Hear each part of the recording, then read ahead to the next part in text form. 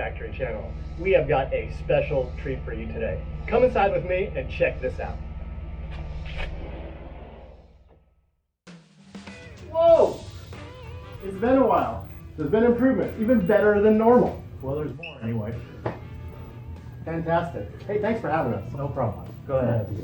Guess you want to hear about the Indian Arrow race bikes? Yes, I think we do. I've been teasing this on the channel for a while. Good. And I'm super excited that you've invited us. Let us sit down and hear this amazing story and talk about some history, what they are, where they came from, where they're going, and what it's like to race them. Well, we'll try to fill you in where we can. Awesome. All right. So we're here with Mr. Mike O'Neill, who is coincidentally my neighbor. We're both Western Flattrackers that moved to the south, and I think one day I saw a flat track van in town, and you saw a flat track van in town, and we kind of made a funny face at each other. And yeah, I think actually your bike was sitting out in the driveway, and I was just looking around different neighborhoods. So you're looking for a house to buy. Voila. Yeah. So it's fun serendipity. We got a fantastic invitation to come look at the 1949 Indian Arrows. The history of this group of motorcycles, why they're here, how this happened, and what they do is it's just surreal. I really think that you'll enjoy this. So Mike invited us, and we're going to sit down with it. Probably a long form video for those people that want to get to the point. You might just want to skip it because we're going to just let this go. It's an incredible story, and it won't be fast. But for those of you that like that sort of thing, this is going to be amazing. So Mike, please kind of tell people what's going on here. Well, these are originally the concept of Bob Stark, who was his father had an Indian dealership, the original Indians back in the 20s, 30s, 40s, and 50s. And he raced a motorcycle very similar to one of these back in the 50s and 60s himself. And this was kind of the forgotten model of Indian that not many people know about. They know about the Chiefs and the Scouts, the V twins, but the verticals, which were actually built in Springfield, Massachusetts, not too many people know about them. And he wanted more people to know about them, so he built these patterned after his original bike. Wow. So I can tell you my experience when I first saw this. I thought they were replicas, mock-ups, modern reproductions, a traveling museum piece, anything than what they are. These are racing motorcycles that are raced. Yes, they were built up from parts. Back then it was a little different. You didn't buy a race bike. You bought a street bike, and you didn't have a sport bike and a cruiser or a motocrosser. You just bought a motorcycle and you converted it into whatever you wanted. And basically a flat tracker was a stripped down street bike. Front brake removed, of course, and actually back in those days you didn't run any brakes. So these motorcycles had no rear brakes originally? Well, remember these were built up when they were raced? Yes, when the original Arrows and Scouts and Warriors, when they were raced, did not have any brakes. Now we do have a rear brake on them, only because they haven't run brakeless in racing since about 1970, and it's pretty hard to find 7 riders who are comfortable to ride on a bike without any brakes on it. So what I tell them, die hard. When you need a little rear brake or think you do, you need it. Yep, and actually what I tell the riders is it's on there. You don't have to use it, but it's there if you want to. Yeah, it actually works, and we have a fun story that maybe we'll get into why it was fun.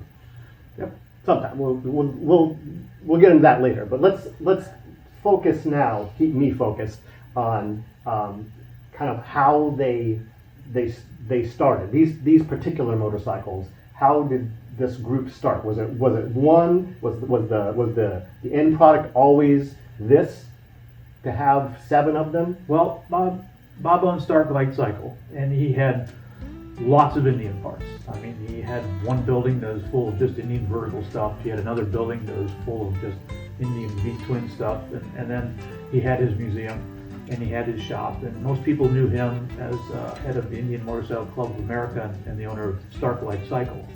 And where was this? In California, Paris, California. And when he went to build these were actually built out of parts. Because over the years, and over many years, as he would collect these bikes, a lot of them were in poor shape, and he'd disassemble them, and he'd have bins of cylinders and bins of heads and frames stacked over here. And these were built up out of parts. And actually my father helped build them too, because he was working for Bob at the time. So these were built up actually about 25 years ago. And then all 7 were built at one time. And they were patterned after the bike that he raced in the 50s and 60s, which he still had at the time. What was his vision at that moment? What was he thinking about? Why was he building 7? Hitting on something I said before, he wanted people to learn about the model that seemed to have been forgotten. He wanted them to experience them. He wanted people to get out and ride them, and he wanted people in the stands to be able to see them and learn about them. And you need so many to ride together out the track. And the idea was to have a class that the only thing allowed out there were these bikes. It's kind of like IROC, where they're all identically prepared, and you go out and race against each other. And then the difference is the riders. But it was a pretty good idea. It went off really well. All the riders really enjoy it. It's interesting, as riders we seem to always want to get bigger and faster, and we're not going to be happy until we're on a 750 bike. But if you watch the riders that come off the track, these are the riders who seem to have the biggest smiles on their faces. And when we actually talk about racing these, we'll get into it. But I just wanted to preview for those that want to hear that part. Is I've been fortunate enough to race these several times, and those races, while at a semi-pro event, people will come around and beam and just say that was the greatest race of the night. So it definitely offers something that's extremely charismatic. Yeah, part of that's because all the bikes are equally prepared. Part of that is because it's easier to ride a bike to the limit that's not making 110 horsepower.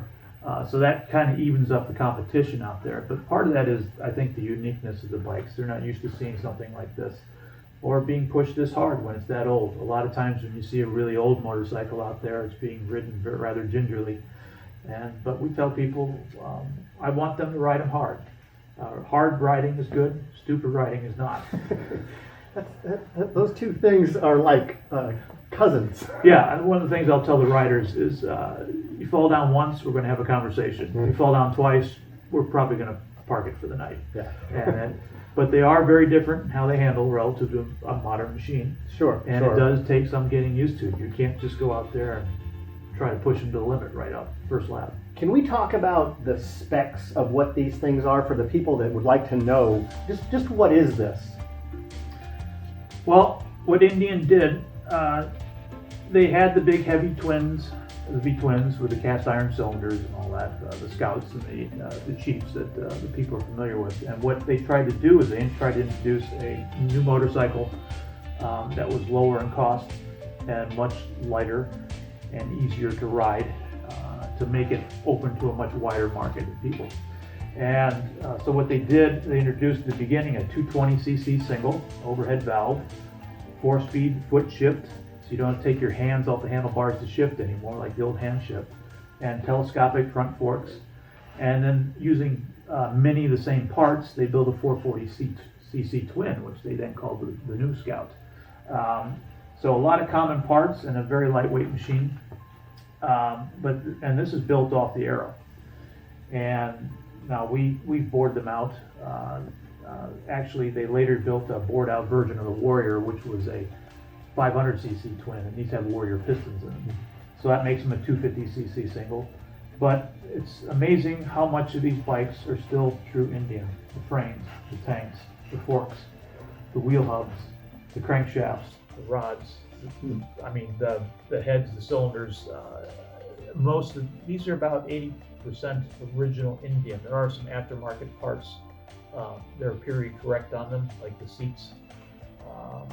Simply because the seats just would be dust at this point. Yeah, and they weren't appropriate for the style of riding. The longer seats allows you to shift your weight around a bit more. Wait a minute. You originally could shift your weight less than this? Yes. Okay. Omar. Well, the original solo seats didn't allow you to move around very much unless you're going to put your butt on the rear fender.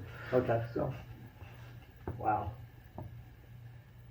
Tell us, Mike, how did these bikes become yours, or how did you become their caretaker? I think that's how I've heard it referred to. well, Bob would get these prepared for once a year for a race, and he had some people help him, and I was asked to race them. And actually, I missed the very first race. I was moving from Ohio to California, taking my job. I work in the auto racing industry, and we either end up in Southern California or North Carolina, a lot of us. And I was just moving out there, and I missed the first race by a couple weeks. But I came out for the second year and the third year. This is out at Ventura Fairgrounds. And when I'd race, I'd go down to Bob's. He lived about 200 miles from me.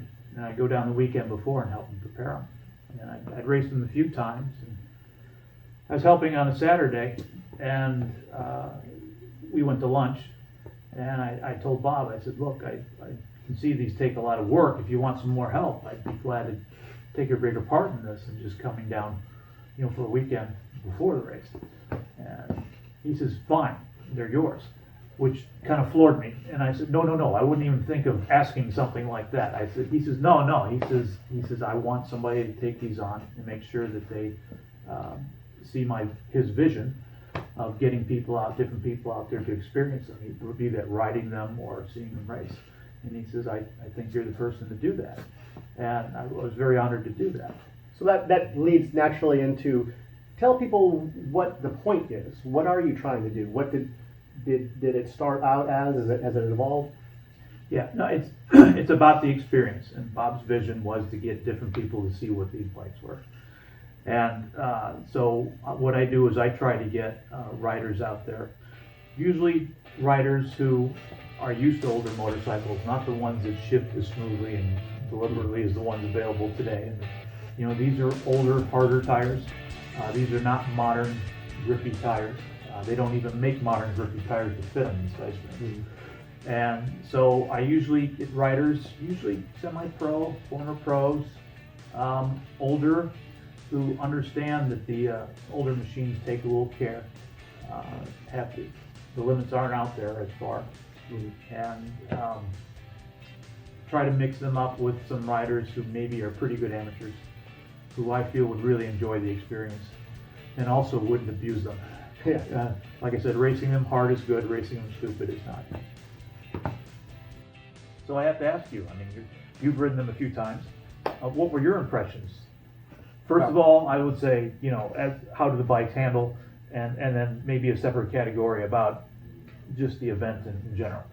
Yeah, I was lucky enough to be asked to race these, flattering in the extreme, and then to be invited back. That was just great. It's very difficult to describe. The motorcycle is unlike anything that I've ever ridden. I thought that I'd ridden old bikes, whatever the famous YZ250 Champion frame, Sure. or XS650 was kind of vintage to me. So I assumed it was like that, and it was nothing like that. The motorcycle itself is recalcitrant, is a word I'd like to use.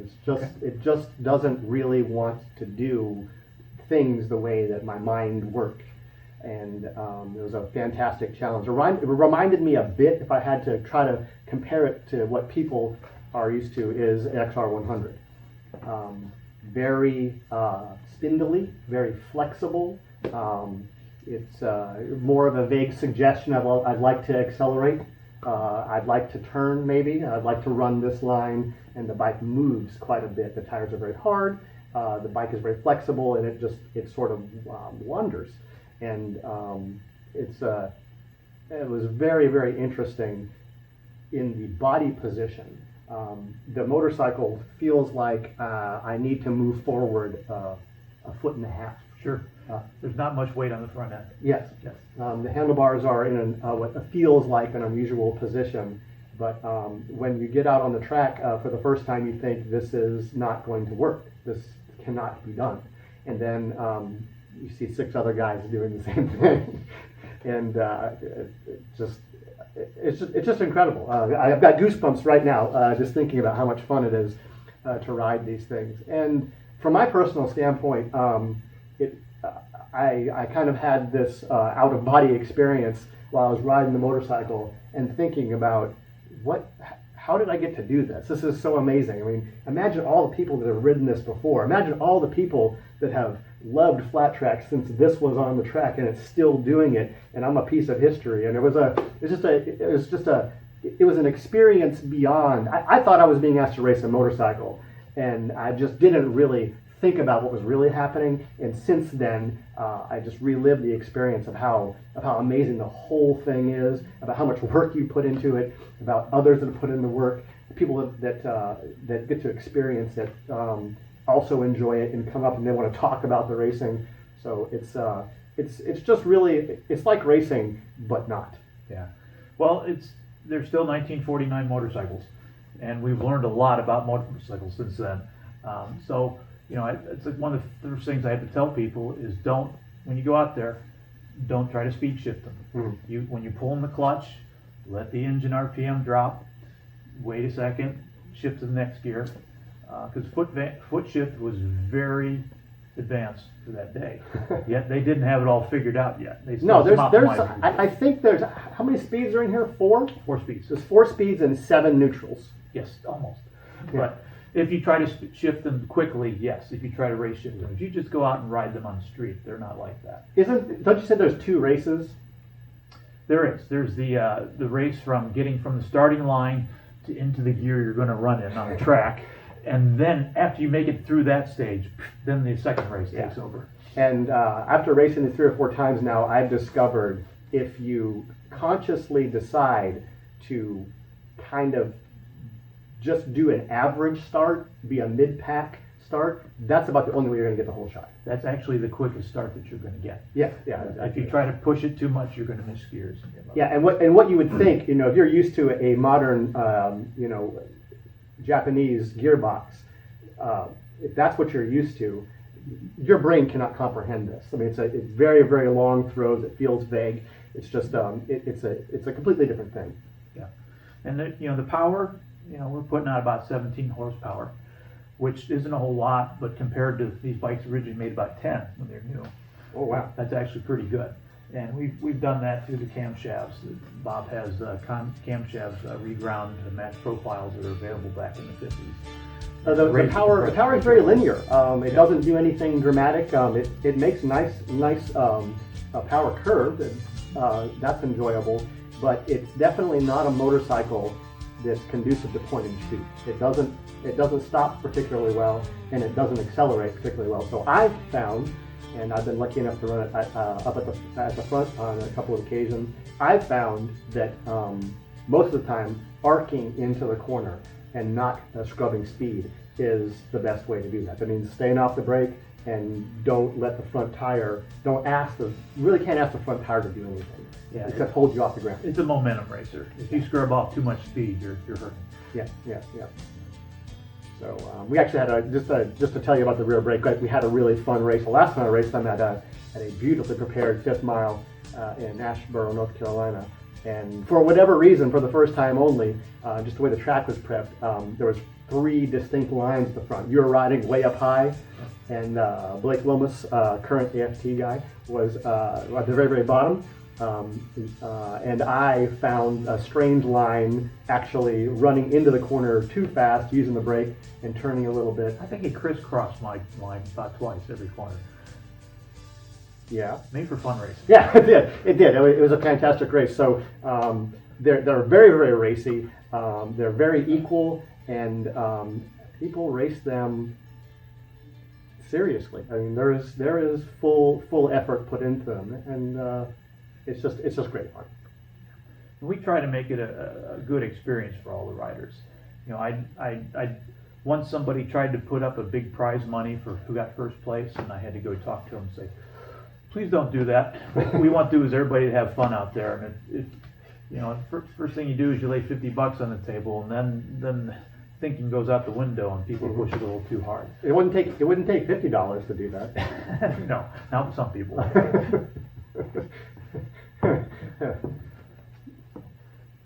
I try to get creative trophies for the riders. Yeah, it's one of my favorite trophies. I actually have a piece of art, actually from one of your family members. Joe Oden, he was the uncle. He was a great amateur racer back in his day. Very good artist, and he's the one who got me into flat track racing. So, unfortunately, we just lost him in the past week, but always someone I looked up to.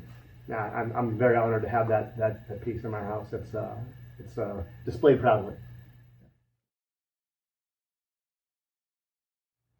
Mike, tell us about how you pick the riders, what you're looking for, and maybe some of the people that have ridden them. Yeah, that's a challenge, and I struggle with that every year, and I try to make it a mix of people who have done it before and some new people, because of Bob's vision of trying to get different people to experience these bikes. But they put on a little better racing when they have a little more experience with them.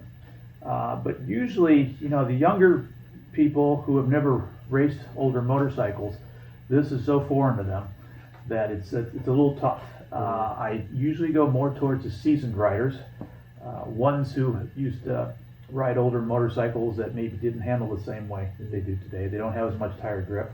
They didn't shift quite as smoothly. Things like that. And we've had quite a few former national number guys on here, like you. Dave Aldana, Eddie Mulder, Jim McMurrin, Chris Carr.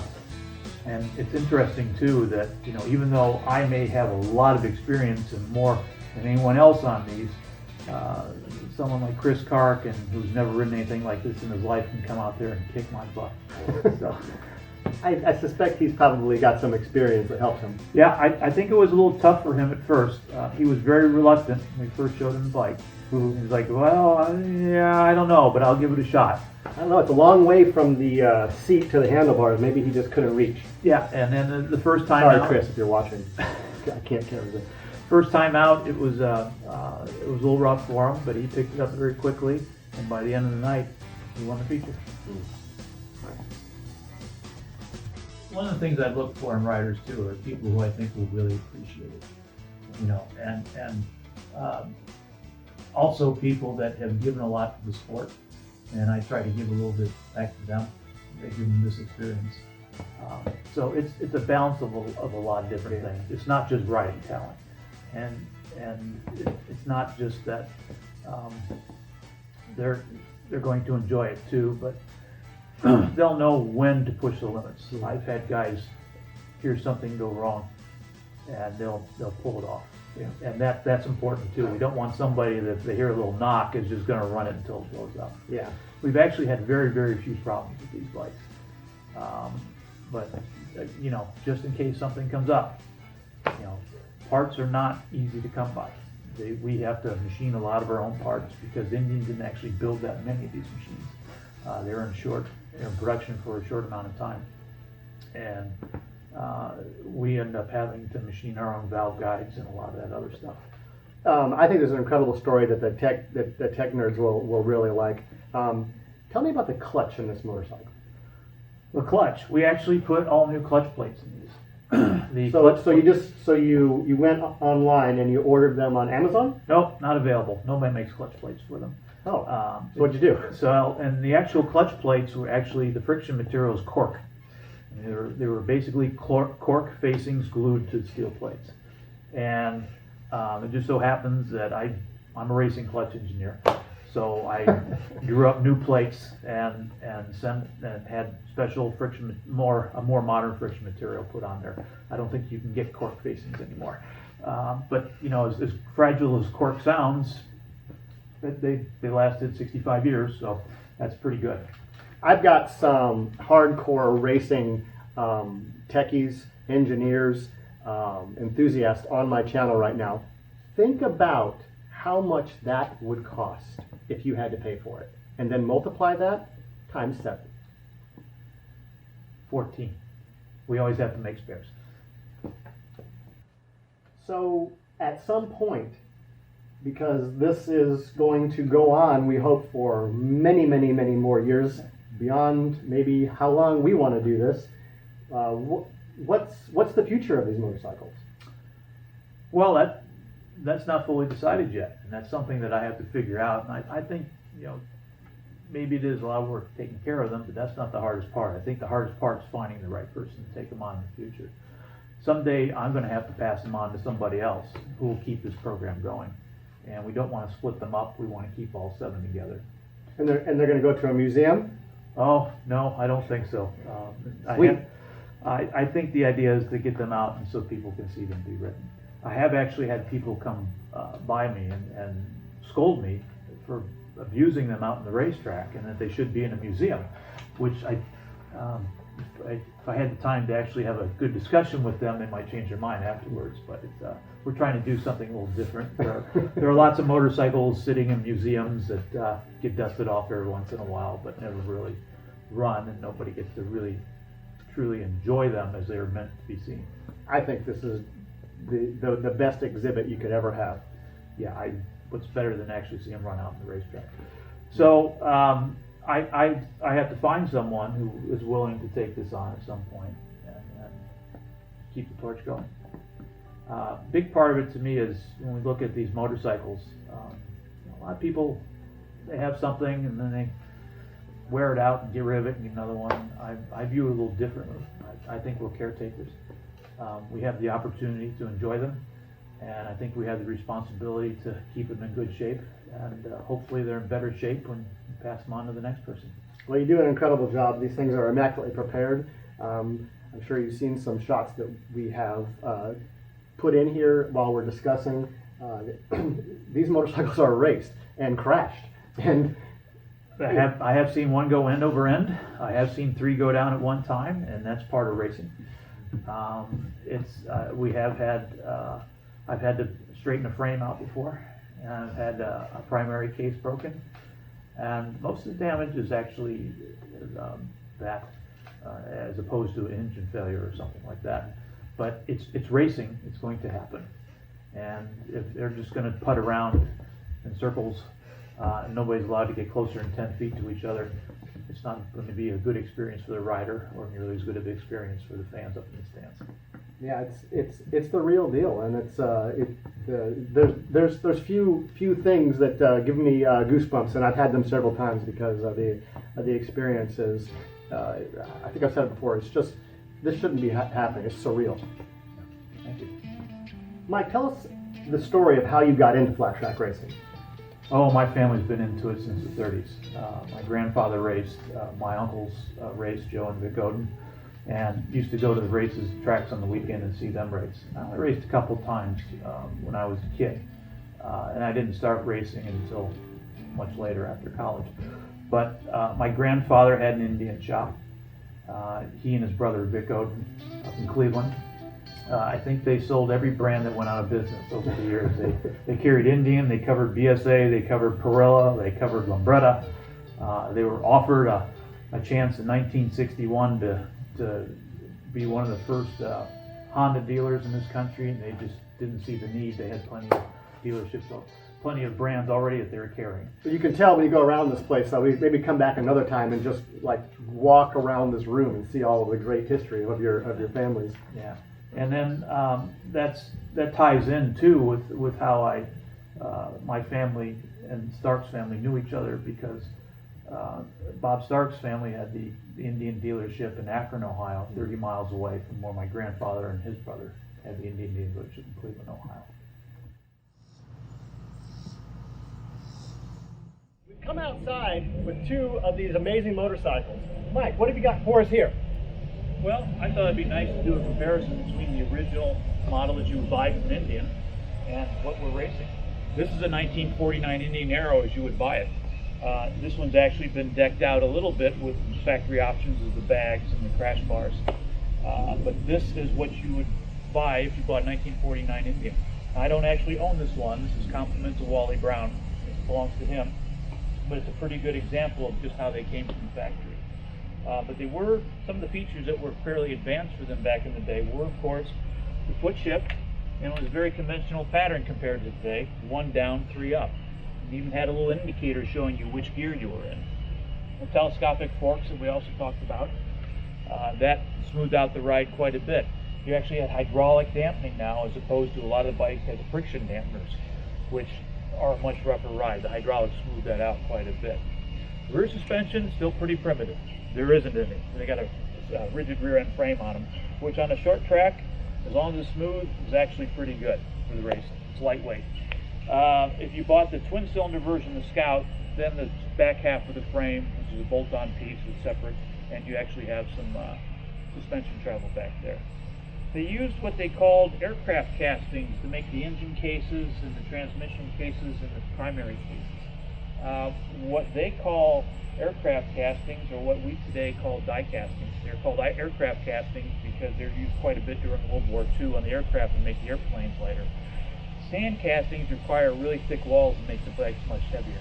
The die castings, you can get much thinner walls and you can make the bike much lighter. These bikes are surprisingly light in how much they weigh. They're easy to handle. In fact, the racing versions that we have, even though they have steel rims on them and cast iron drums on both ends of the axles, we're at about 225 pounds. That's with steel tanks and all.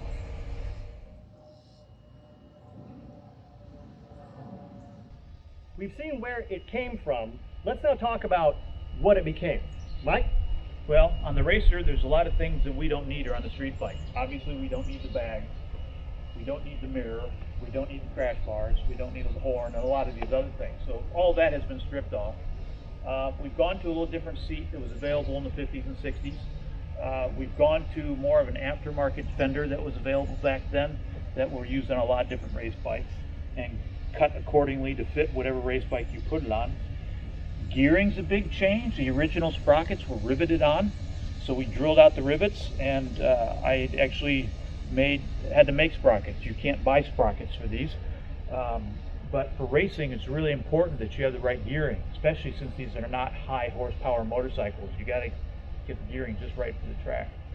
So we've got anywhere from 41 teeth up to 59 teeth in 2 tooth increments, so that any track we go to, we can match the gearing requirements that we need pretty well. And we converted to where it's bolt on. So we needed, I think it was a total of 80 sprockets we had to make. Ouch. But we've also, it is the only fairly modern part, and if you consider 1970 modern, is that we do have a Mikuni carburetor on there. It was just really hard to come up with 9 Amels. We do have more of a racing camshaft in here. There's an exhaust camshaft in front and intake in the rear. It's 2 separate cams, and they're basically reground original camshafts. Push rods, the push rods are actually aluminum, and that's from the factory. That's the way they were, with steel tips on them. The rocker arms, believe it or not, have needle bearings on them, and that's from the factory, so that was pretty advanced for its day. The heads have been ported a little bit. We went to the Warrior piston, which is still an Indian piston. They're a little higher compression, but you know, back then a high compression ratio was 8:1, so a little different than today's standards. We've gone through and just tried to remove a lot of things for weight. We don't need a Kickstarter anymore. Of course, all the internals for the front brakes are gone, and we've removed all the gauges and those items.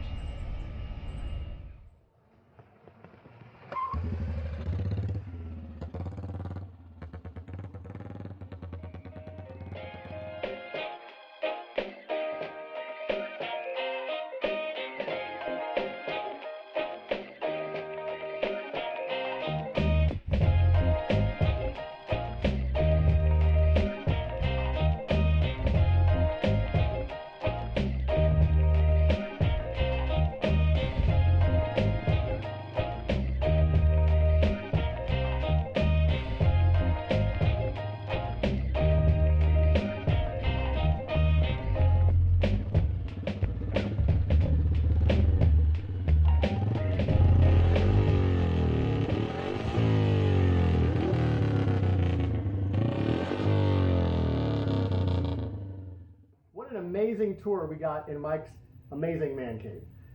If you like this type of content, please consider subscribing to the channel. If you're not subscribed and you don't have an account, it's really easy. Just put in an email address and you can have your own YouTube account. It can track what you like to watch and will suggest future Flat Track Factory videos.